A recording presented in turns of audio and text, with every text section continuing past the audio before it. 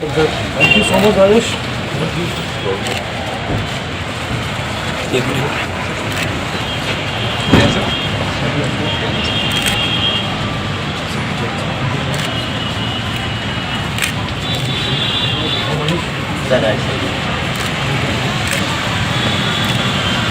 Thank you आप सभी।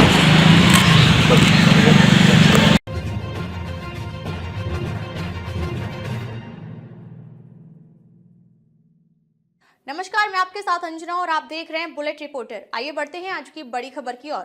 गौरव सिंह राजपूत के तौर पर रीवा जोन को नया आईजी मिल गया है। करीब 3 माह से रीवा में आईजी का पद रिक्त था। नवागत आईजी गौरव सिंह राजपूत ने आज दोपहर 12 बजे आईजी कार्यालय पहुंचकर पदभार ग्रहण किया।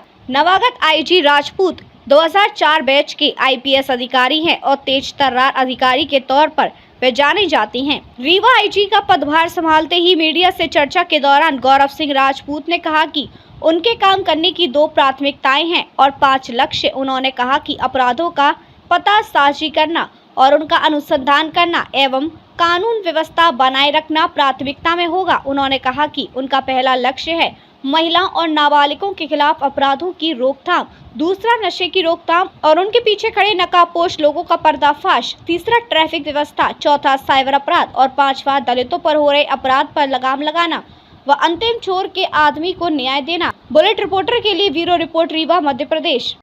रीवा आईजी बनने के पश्चात मेरी 2 प्राथमिकताएं और 5 लक्ष्य।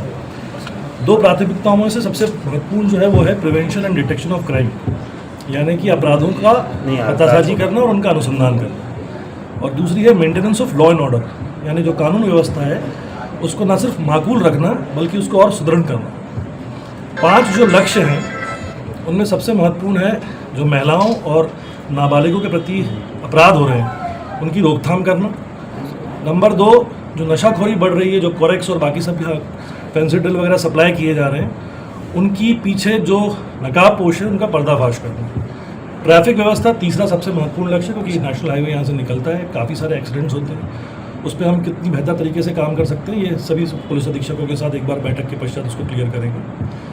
चौथा सबसे महत्वपूर्ण है कि जो साइबर अपराध हो रहे हैं, खासकर ऑनलाइन फ्रॉड्स हो रहे हैं, जो बैंक फ्रॉड्स हो रहे हैं, उनके बारे में एक नई पहल करके नया साइबर फॉरेंसिक जो एक्सपर्ट है उसकी पतासाजी करवाएगा और हम लोग उसको नियंत्रण करने की कोशिश करेंगे। और last but not the least, जो आदिवासी तबके के लोग हैं, जो SC/ST तबके के लोग हैं, उनके विरुद्ध अपराध जो घटित हो रहे हैं उनके ऊपर रोकथाम लगाएंगे और जो भी सबसे अंत्योदय व्यक्ति है उसको पूरा न्याय देने के लिए हम बिल्कुल प्रतिबद्ध हैं। सर, भिंडी की सबसे बड़ी समस्या कोरेक्स है, उससे कैसे निपटेंगे?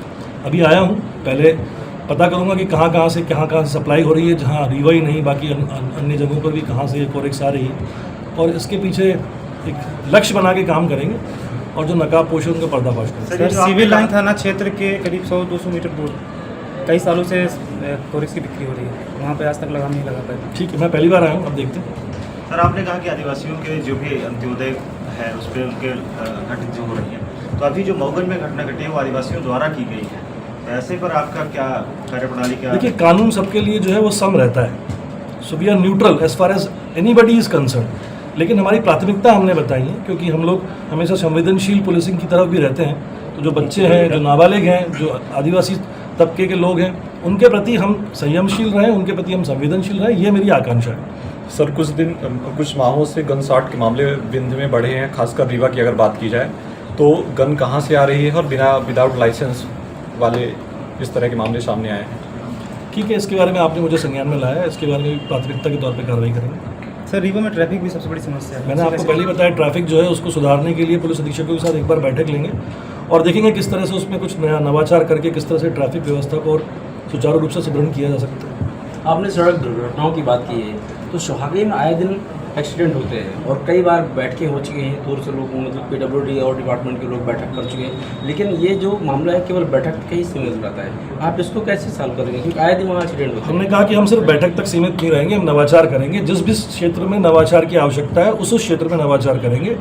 मेरी प्राथमिकताओं में जितने ज़िले हैं उन ज़िलों की सबसे पहले जो रात्रि गश्त व्यवस्था है उसको सुदृढ़ करना है, उसमें नवाचार करना है। और ऐसे जहाँ जहाँ हमको मौके मिलेंगे, जहाँ जहाँ हम इम्प्रूव कर सकते हैं वहाँ हम इम्प्रूवमेंट करने की कोशिश करेंगे। सर देखा जाता है कि थाने स्तर पर लोगों की सुनवाई नहीं हो पाती, इसकी वजह से बड़ी घटनाएं घटती हैं और बड़े अधिकारियों पे लोग चक्कर लगाते रहते हैं, तो उसको कैसे महसूस करेंगे?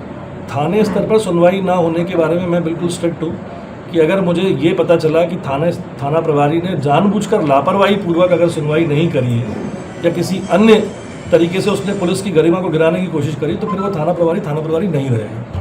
सर, जनता और पुलिस के बीच जो गैप बढ़ गया है उसको कम करने की क्या है? देखिए, पहले तो मुझे लगता था कि जनता के साथ में हम लोग जनता दरबार आयोजित करते थे।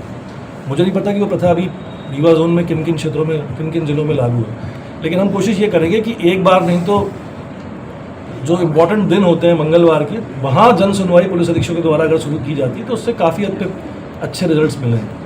तो अगर वो नहीं है तो उसको शुरुआत करेंगे। सर, नियम तो बहुत सारे हैं लेकिन फॉलो नहीं होते। जैसे इसका मामला है, हूटर का मामला है, तो हूटर अभी भी सब लगा के चलते हैं, उस पर कोई एक्शन नहीं होता। ठीक है, आपने संज्ञान में लाया, देखेंगे इसको। सर कई थाने ऐसा ही रैंक के अधिकारी संभाल रहे हैं। जिन अधिकारियों की जहाँ आवश्यकता है वहाँ वो अधिकारी पदस्थ हो। सर, रीवा के 7-8 जिले जो है उसको किस रूप में आप जो रीवा के जिले बता रहे हैं, रीवा के 7 लगे जो जोन। देखिए, हर टर्फ डिफरेंट होती है ना। आप वेस्ट इंडीज़ की पिच को श्रीलंका की पिच नहीं बता सकते और श्रीलंका की पिच को पाकिस्तान की पिच नहीं बता सकते। तो हर जिले की कुछ स्पेसिफिक समस्याएं होती हैं, हर जिले की अपनी कुछ स्पेसिफिक अच्छाइयाँ और बुराइयाँ होती हैं। तो हम कोशिश करेंगे कि पहले तो उनका संज्ञान में लेके आए कि कौन कौन से जिलों में क्या क्या प्रॉब्लम्स हैं, उसके आधार पर उनको चिन्हित करके उस दिशा निर्देश जारी करेंगे कि कैसे कैसे उनका सॉल्यूशन लाया जा सकता है। सर एक और बड़ी समस्या है, सोशल मीडिया में लोग कुछ भी फोटो रहे हैं, उन पर क्या कार्रवाई है?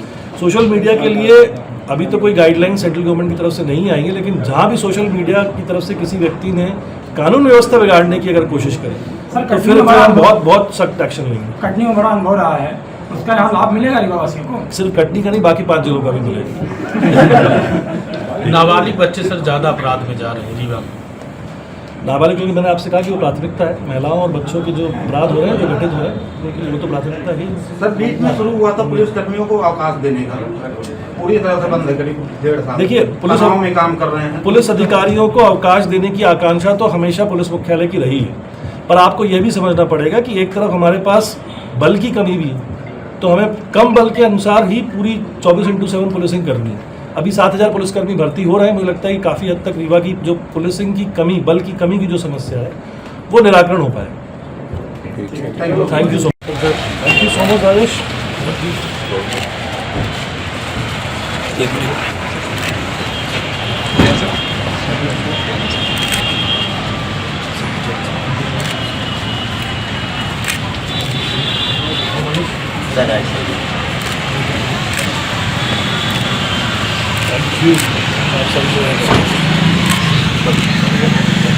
अब तक के लिए बस इतना ही। फिर मिलते हैं कुछ ऐसी ही बड़ी खबर के साथ। अब तक के लिए नमस्कार और देखते रहिए बुलेट रिपोर्टर।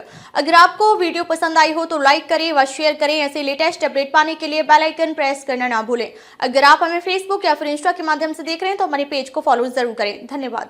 नए वीडियोस एवं ताज़ी खबरें मिलती रहें, इसके लिए हमारे चैनल को लाइक, शेयर और सब्सक्राइब करना ना भूलें।